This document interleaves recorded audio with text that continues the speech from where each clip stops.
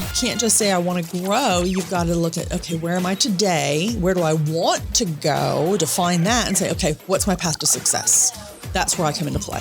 And then also sprinkle a little bit of passion, right? You're going to need to sprinkle a little bit of passion. It's a numbers game, right? You hear all the time, specifically in sales. Only if you're delivering quality. How do you actually achieve those referrals and the people that you've helped over the years? Referrals are not magic. They have to be intentional. Yes, you do have to ask for them, but first and foremost, you have to deserve them. Obviously, you had 20 years of experience. You came across so many companies. Like, what's the pattern? People have forgotten that people buy from people. Guys, welcome back to Content is Profit. What's today? Wednesday. Happy Wednesday. Happy Wednesday. I'm glad Katie's back. I have my days, but thank God. Summertime. I thought you said I miss my wife. I love her so much. Not at all. No, I'm kidding. I do love her. I had a meeting this morning with Luca teachers, and we were talking about it, and I told them, this is the moment where you learn to appreciate your significant other so much more. Interesting. So very exciting that she's back. I'm a clip. I already have 2 clips. This one for when I feel like doing something nice and showing it to Katie. Blackmail me. And the 5 seconds before when I feel like I need to blackmail you, I can show that to Katie too. She knows exactly what I'm thinking. I've said both comments to her. She left, but roll her eyes. I'll let you guess which one is which. But enough of that. We have a special guest in the studio today. Mm-hmm. I'm very proud of this person, and we'll chat a little bit why, but she has a stellar reputation and clients are raving fans. I've seen this firsthand. Since 2009, 58% of client base has come from direct referrals and 63% of clients extend or repeat engagement. So that's very nice. Everybody listen, please, because you should be learning some stuff today. We'll be taking notes. We'll be definitely taking some notes. She's a seasoned business developer leader with over 20 years of experience in revenue growth and sales strategy. Ka-ching, ka-ching.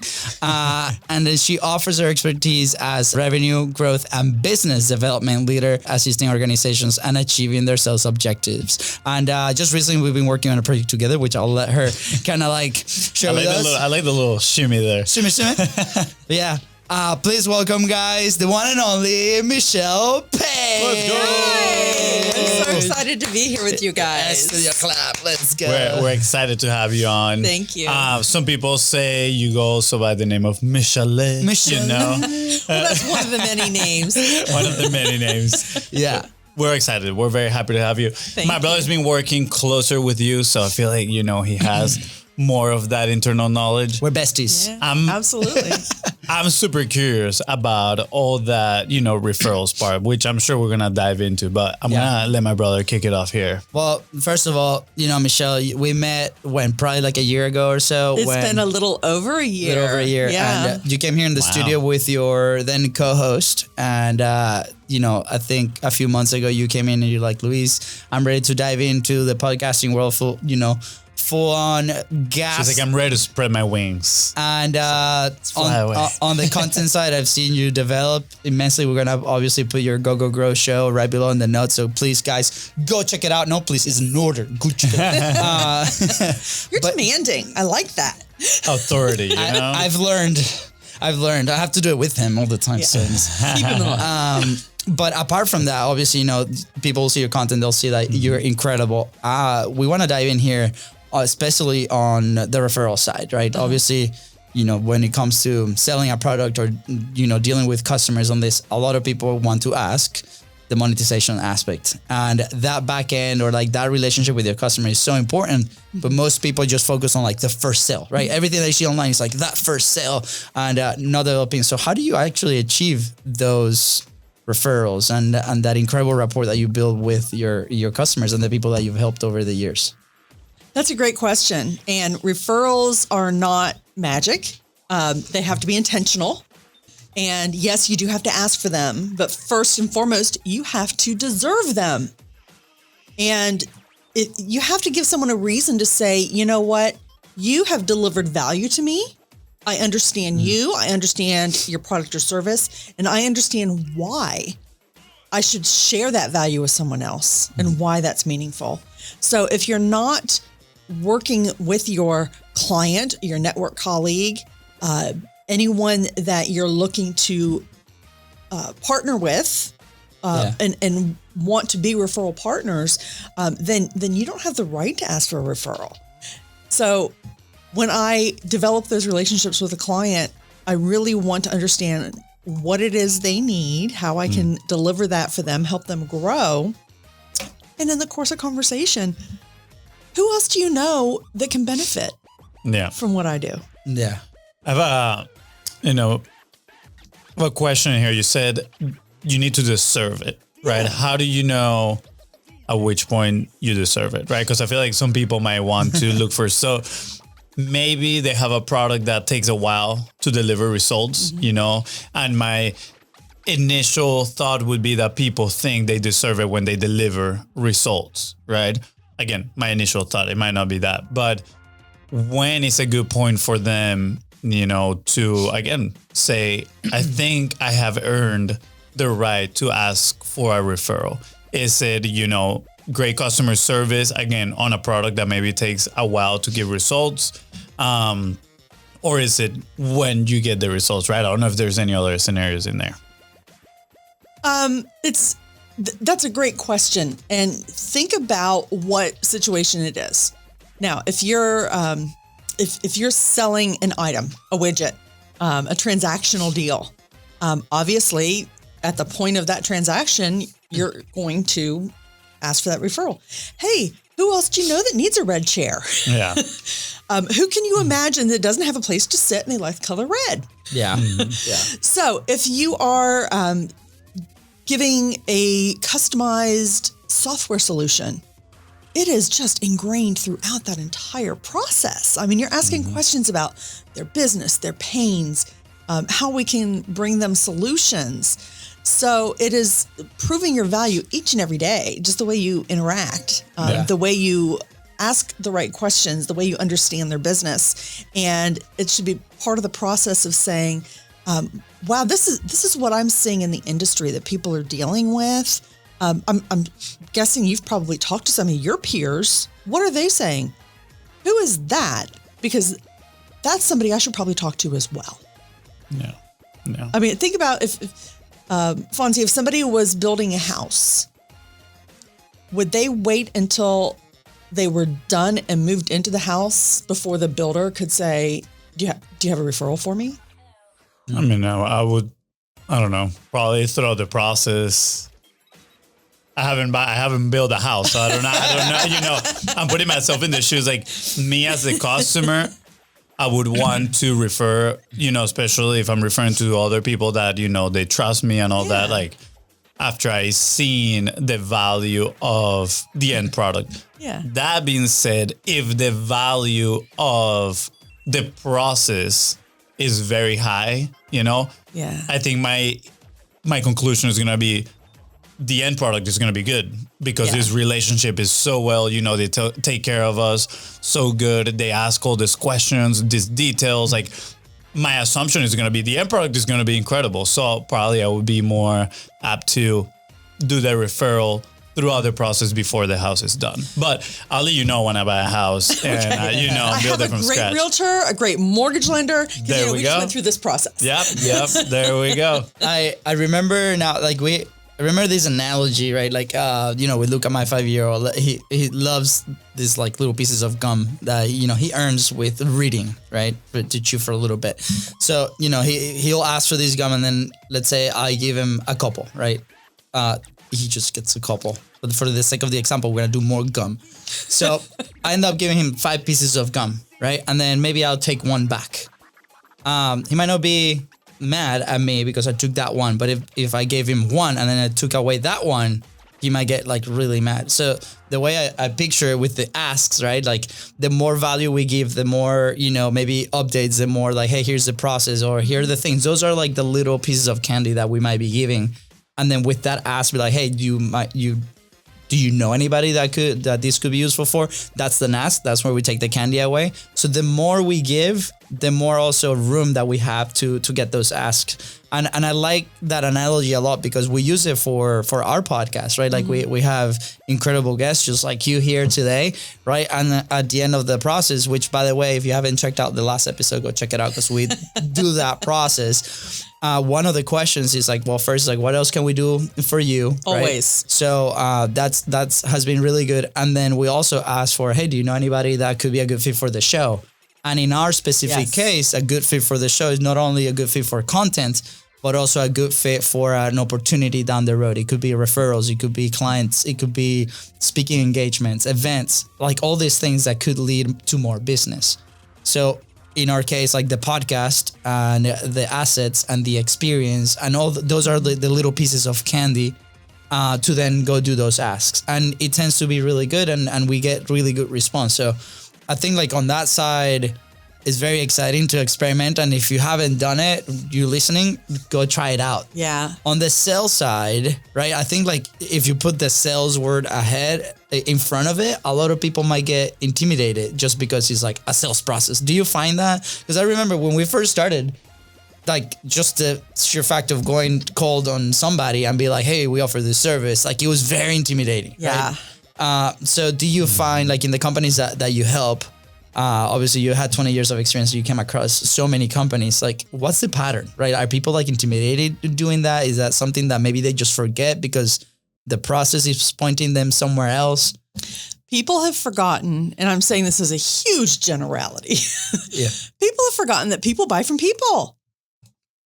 They don't say, hey, somebody's knocking on my door. I'm going to answer it and see what they want to sell me.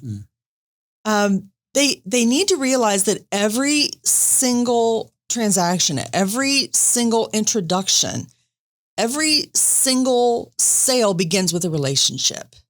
And if you don't treat me as a person and, hit those Maslow's 7 basic needs, then I'm going to have no motivation or interest in even speaking with you, let alone developing a business relationship or helping you in a way that doesn't help myself.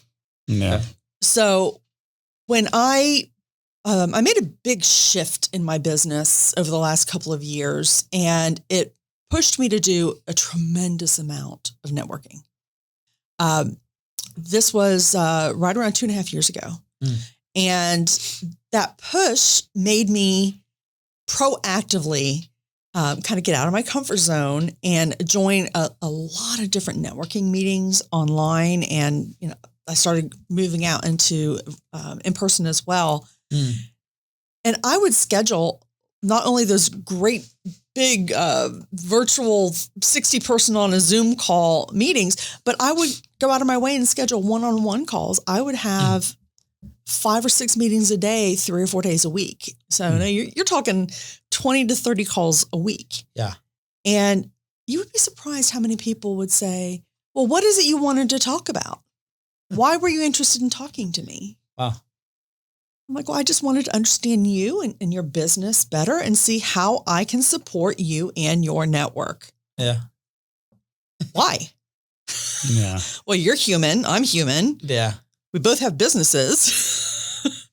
And I always start off by saying, how can I help you? And then they talk and they talk and they talk and they talk. Yeah. And that would lead to a solution, right? That it could be you, a connection, possibly, right? Possible. But at the end, I kind of wait and they're like, okay, well, thanks for reaching out. And I'm like, okay, well, to wrap up, is there anyone in particular I can introduce you to? Is there anything particular I can do for you? Well, no, I can't think of anything. And I'm waiting for them to say, was there anything I can do for you? Yeah. Yeah. And if they don't say it, I'll say, well, the one way that you could help, if you so choose, is this is the kind of person I would like to meet that I could add value to. Yeah. And people just don't think those ways. Yeah. Yeah. So who taught you that? Like, do you remember like initially, was it, because we've noticed, right? And I think with the different personalities that we've had on the show, that, more people are more proactive when it comes to like human relationships, right? So if like maybe they grew up with a certain type of background, that makes it easy for them to relate to other people, right? Like I remember in our case when we first started the show, the reason we do conversations is because we love it so much, right? We're like, we love meeting new people. We love learning new things. But as we started to help others, right, that something that for us maybe was maybe a second nature, as in like we're having a conversation about this topic. For others, that was not the case. It was like they felt like very intimidated by it, or they're like, I'd rather do something else, or I don't know what to say. And then for us, like in our minds, like initially it was like, well, but it's so simple. You ask these questions that you're curious about. But for them, that meant that they needed to like level up their skills at some point, right? So something that came natural to us initially, which by the way, there's a lot of other things that don't come natural, so we have to learn. But that specific example, that's what it is. So I feel like with you, that part of relationships was something that was natural, and it just happened that your career path went that way. Maybe I'm wrong. You would be shocked to know that I am just now admitting that I'm not an introvert. I've always considered myself an introvert. Just like Fonzie. Well, actually, I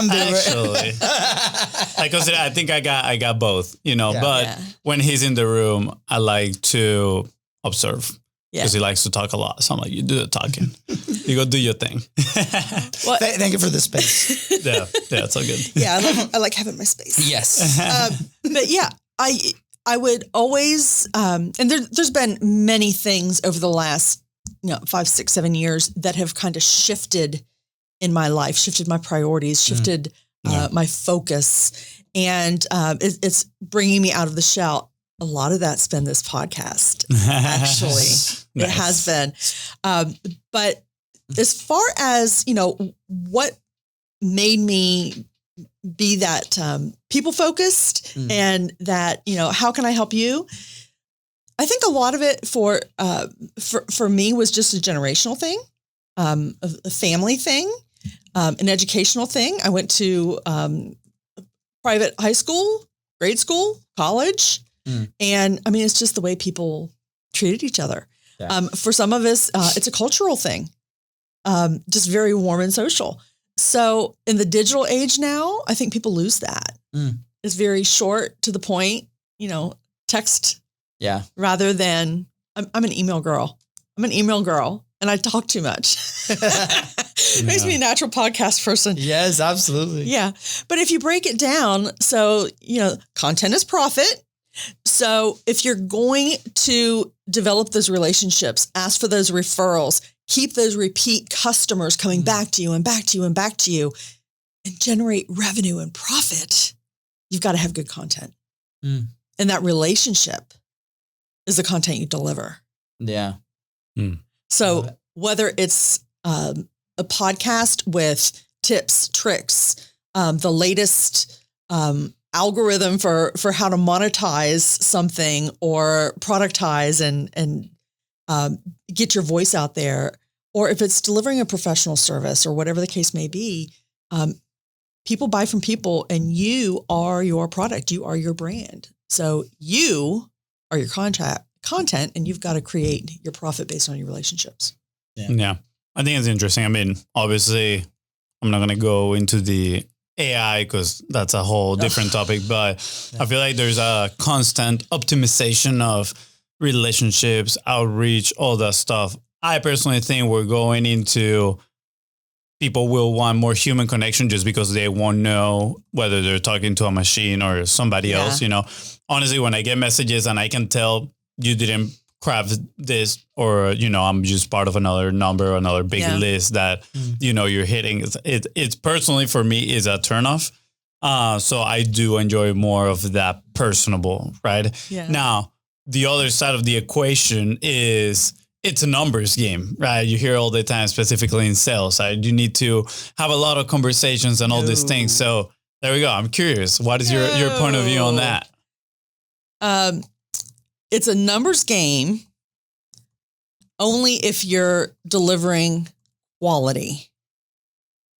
So if you have 1,000 at-bats and you have a blindfold on, how many are you going to hit? All of them. Very few, probably. Not many. I'm not going to hit any because I'm going to be like. But if you go to a batting cage every day for 3 hours for 3 months, and you have a coach, and you concentrate, and you set yourself a goal, then how many are you going to hit? A lot more. A lot, yeah. So it takes focus. It takes understanding what you're doing. It takes training. It takes coaching and a purpose. So it's not a numbers game. You need to know what you're doing. Yeah. So if you go out into the middle of a lake and you go out on a rubber raft and you have a pole with a string on it, you go out there for an hour and say, well, I didn't catch any fish. Fishing is dead. Okay, well, I didn't have the right equipment. I never learned how to fish. Yeah. I went to a polluted ocean or a polluted pond. You know, you're not setting yourself up for success. So it's not a numbers game. And when people say that sales is a numbers game and that cold calling is dead and that the outreach is automated, okay, well, you're setting yourself up for failure. Yeah. I love that because, well, first of all, Fonzie went this weekend to Orlando to a place that there was no fish, or the fish were trained enough that were being fished. They were trained? It was the first time I feel like fishing has been a scam in my life. Yeah, I mean, luckily the bait wasn't too expensive, but they're like, yeah, there's a fishing pond over there and you cast it. Did it have goldfish in little bowls? No, it was like a big pond, but you cast this thing and like immediately you're like, oh, they're biting. This is good. We're gonna get some fish in here. And then you pull out the line, and literally they would eat everything except for the part of the worm that was on the hook. And you're like, all right, let me try again. Yeah. And then finally, after like an hour, my friend that was there with me, he caught something. It was like a fish 2 inches. It's like too big. I'm like, there's no way this fish know what they're doing. Which is funny because at some point when we're like in this sales journey or content journey, right? Like some groups and relationships feel that way, right? Yeah. Like they know the tactics, they know the tricks, and they'll walk around it. You know, a good example of this is like you give a lead magnet, you have your product out there and people are downloading them, but maybe with the wrong email, or like they just put a phone number that you need to, you know, maybe text them and give them more resources, but maybe they put a fake number, right? Like those are those fish, you know, biting the bait and not really grabbing the hook. Yeah. So I think a very big shortcut, and I love the fact that you say like sales is not a numbers game, because like for a long time, that was a belief that we had. Remember initially when we first started selling social media services, door to door, right? I remember one day that I go out to my job and Foster's like, this is the day I make all the calls, right? And we sell stuff, and he had his headset on thing. And then we, you know, I come back a few hours later and he's still like pacing in the room, and it was like very intimidating, right? It was the first time. And I don't know how many calls you did, but we closed nothing. And that, you know, we're so new in this game. But, you know, even if we can't go past like situations like that because they're so intimidated, and on top of that, we might not have the best resources, you know, what got at least us unstuck and we seen other people too is the conversations with the right people. The first time that we did the 45 Live Challenge, which was we're trying to publish a piece of content a day for 45 days straight on Facebook Live. We did a very small call to action where it's like, hey, we just need 5 people to have a conversation with about this topic. And we'll give you, you know, we'll share the, you know, what we learned so far. 20 people decided to book a call on that very first thing. And those 20 people gave us the information that we needed to execute the service that we still do today, which is crazy. Out of that conversation, out of relationships. Yeah. And these were all people that we met in person at an event that were following what we were doing. So it led to a massive opportunity down the road that has helped us kind of grow the business. So I love the fact that you're sharing this story, because, you know, it's about the resources, it's about your tools, it's about the right medium. Yeah. Right. Well, speaking of that, I want to give you a little adjacent information. Yeah.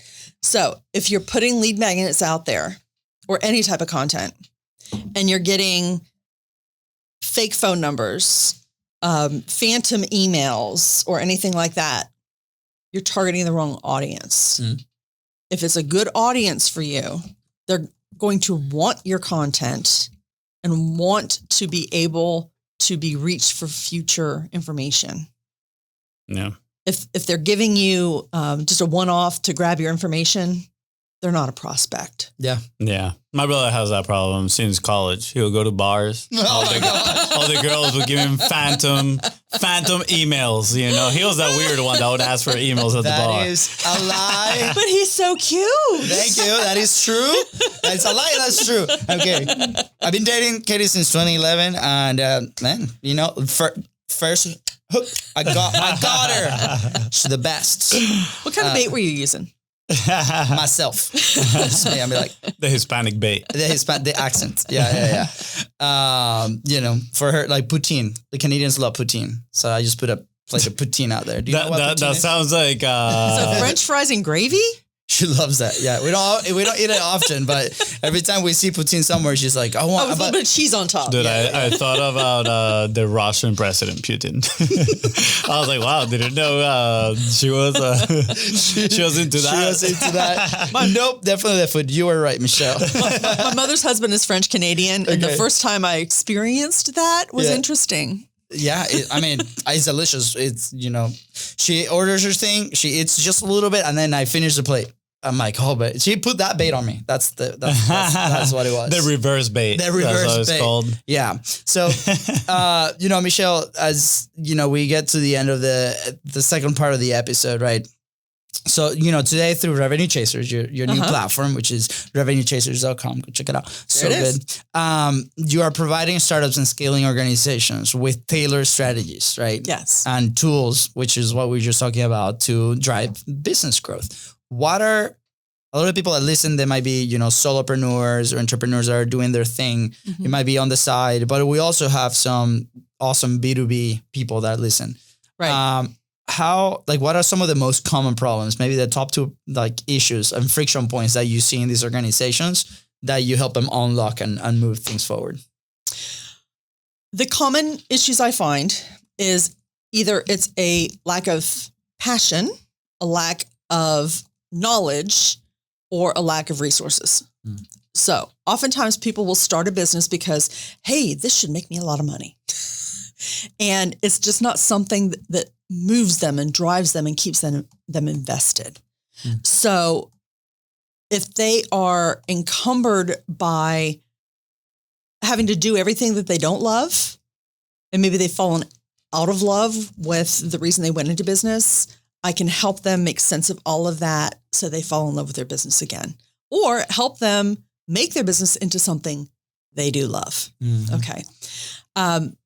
More likely, it's going to be a lack of knowledge or a lack of resources. So the resources, training, tools, coaching that I provide are based on a lot of the fundamentals, because many of my clients are solopreneurs, startups, and scale-ups. So they're right at that point where they have some barriers to growth and they want to get to that next level, whether it's from 1 million to 5 or 5 to 10 or 10 to 20, whatever that may be. Maybe they're at 50 and they want to go to 100 million. Yeah. But they can't get over that hump.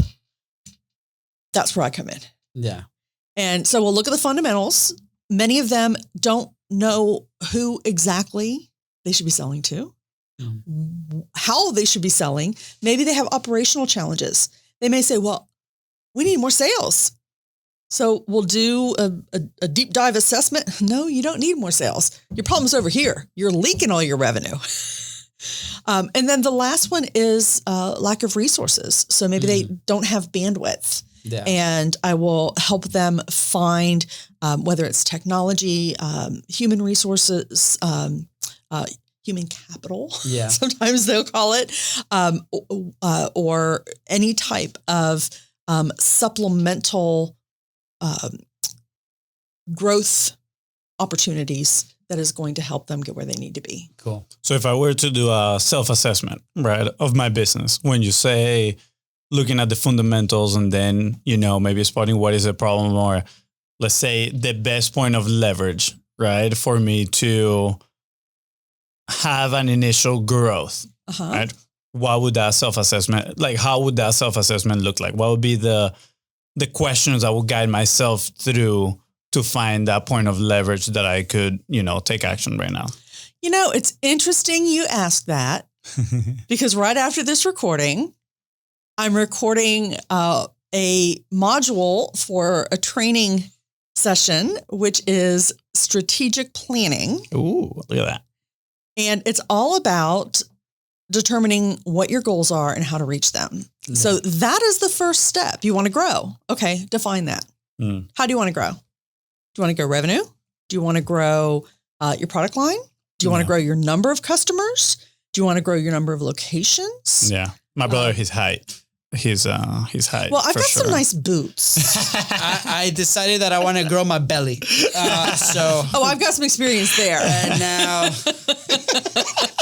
All right. So let's go back to define the growth. Yeah. Right, So and you have to define specifically how do you want to grow? Why do you want to grow? What are those specific parameters? SMART goals, specific, measurable, attainable, relevant, time bound. Yeah. And then you have to break it down to say, okay, well, where am I in my current state? And look at all the different areas of your business. So your financials, look at your data. Hopefully you have good data. If you don't, we need to get good data. Yeah. Every company has data. And if you don't have a good data plan, whether it's your CRM, whether it's your financials, whatever the case may be, that's usually the first starting point because you can't make data-driven decisions without data.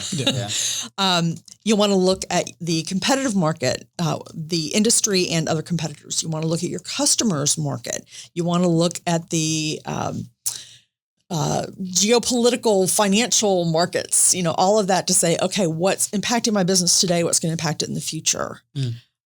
So you can't just say, I want to grow. You've got to look at, okay, where am I today? Where do I want to go? Define that and say, okay, what's my path to success? That's where I come into play. And then also sprinkle a little bit of passion, right? Because if you're not passionate about what you're doing, all that's going to be really hard to start executing. You're going to need to sprinkle a little bit of passion. the whole like bucket. dump the whole thing. The whole bucket. Yeah. I'm a very passionate person. I love working with passionate people because that means that we're all in. Yeah. If somebody that wants to work with me is just going through the motions, I lose interest pretty quick. Yeah. And I'm at the point in my career that I want to work with people who want to work with me. Yeah. And one of the big changes that I've gone through and the kind of the refocus is, we mentioned the number of repeat clients I have, the percentage. When I started Sales Chasers, which has evolved into Revenue Chasers back in 2009, I still have clients from 2010, 11, 12, 13, 14, 15 still coming back to me. So cool. And the thing is, instead of working one-to-one with those clients, I want to reach out and work one-to-many, which is why I'm building content and taking all the content I've developed over the last 20 years and making it into products so that I can help the many. Yeah. So if somebody has that passion and wants to work with me, I can do it in the format they want, the budget they want, the pace they want. Yeah. So awesome. And we're going to leave all the links right below. You got to just scroll with your little thumb or your favorite finger, click on it. Yeah. Fonzie? I'm just going to say, I hope you scroll with your thumb. If you find yourself scrolling with your index, your pinky, with your pinky. I don't know. If you scroll with your pinky, let me know. You don't want to sprain your finger. Not trying to be too mean, but you might be a little old in there, just kind of like with your. Well, if you ask Luca, dude, I don't know. He likes to scroll with his tongue for some reason. I don't know. It's weird. I think it's from his father. That's a new generation. Yeah, he must have picked it up from somewhere. Just saying. Yeah, he knows I don't like dirty phone screens. So, he does the opposite. But anyways, Fonzie or Michelle, any last thoughts that you want to share with everybody here on the show? The only thing that I want to leave with is y'all are incredible.